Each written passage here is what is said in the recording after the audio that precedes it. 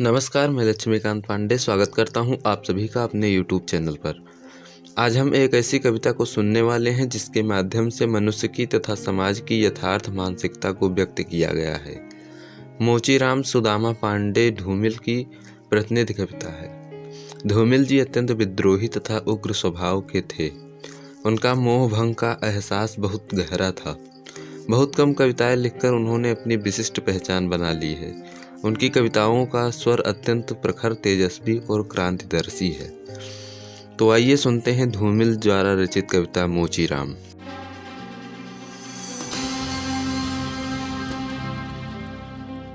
रापी से उठी हुई आंखों ने मुझे क्षण भर टटोला और फिर जैसे पतियाए हुए स्वर में बोला, बाबूजी सच कहूँ मेरी निगाह में ना कोई छोटा है ना कोई बड़ा है।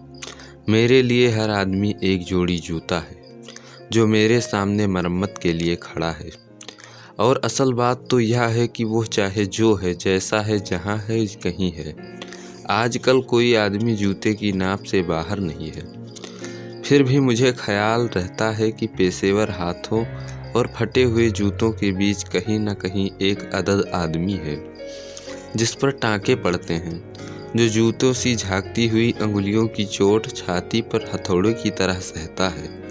यहाँ तरह तरह के जूते आते हैं और आदमी की अलग अलग नौइयत बतलाते हैं। सबकी अपनी अपनी शक्ल है, अपनी अपनी शैली है। मसलन एक जूता है। जूता क्या है? चकतियों की थैली है।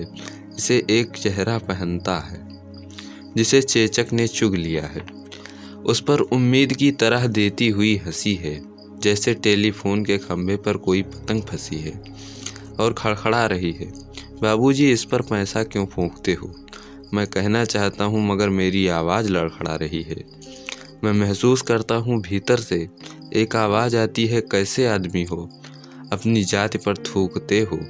आप यकीन करें उस समय मैं चकतियों की जगह आंखें ताकता हूँ और पैसे में पड़े हुए आदमी को बड़ी मुश्किल से निभाता हूँ।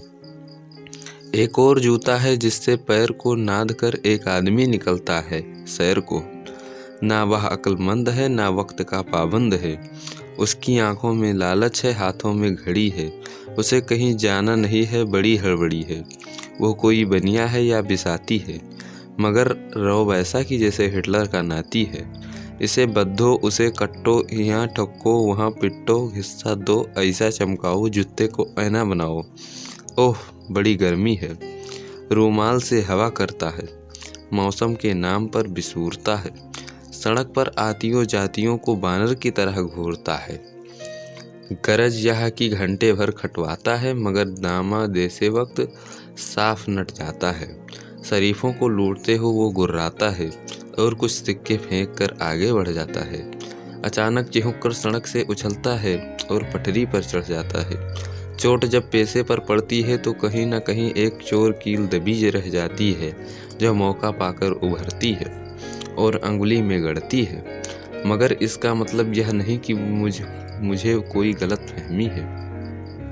मुझे हर वक्त यह ख्याल रहता है कि जूते और पैसे के बीच कहीं न कहीं एक अदद आदमी है जिस पर टाँके पड़ते हैं, जो जूते से झांकती हुई अंगुलियों की चोट छाती पर हथौड़े की तरह सहता है। और बाबूजी, असल बात तो यह जिंदा रहने के पीछे अगर सही तर्क नहीं है तो रामनामी बेचकर या रंडियों की दलाली करके रोजी कमाने में कोई फर्क नहीं है। और यही वो जगह है जहां हर आदमी अपने पैसे से छूटकर भीड़ का रमकता हुआ हिस्सा बन जाता है। सभी लोगों की तरह भाषा उसे काटती है, मौसम सताता है। अब आप इस बसंत को ही लो, यह दिन को तात की तरह तानता है। पेड़ों पर लाल लाल पत्तों के हजारों सुख्तल्ले धूप में सींचने के लिए लटकाता है। सच कहता हूँ उस समय रापी की मूठ को हाथ में संभालना मुश्किल हो जाता है। आँख कहीं जाती है, हाथ कहीं जाता है। मन किसी झुंझलाए हुए बच्चे सा काम पर आने से बार बार इनकार करता है। लगता है कि चमड़े की शराफत के पीछे कोई जंगल है जो आदमी पर पेड़ से वार करता है। और यह चौंकने की नहीं, सोचने की बात है, मगर जो जिंदगी को किताब से नापता है, जो असलियत और अनुभव के बीच खून के किसी कामजात मौके पर कायर है, वह बड़ी आसानी से कह सकता है कि यार तू मोची नहीं शायर है। असल में एक दिलचस्प गलतफहमी का शिकार है जो वो सोचता है कि एक पेशा एक जाति और एक भाषा पर आदमी का नहीं किसी जाति का अधिकार है, जबकि असलियत यह है कि आग सबको जलाती है, सच्चाई सबसे होकर गुजरती है।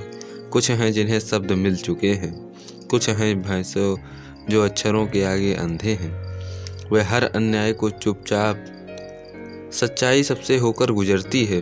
कुछ हैं जिन्हें शब्द मिल चुके हैं, कुछ हैं जो अक्षरों के आगे अंधे हैं। वे हर अन्याय को चुपचाप सहते हैं और पेट की आग से डरते हैं, जबकि मैं जानता हूँ कि इनकार से भरी हुई एक चीख और एक समझदार चुप दोनों का मतलब एक है। भविष्य गढ़ने में चुप और चीख अपनी जगह एक ही किस्म में अपना अपना फर्ज अदा करते हैं। धन्यवाद।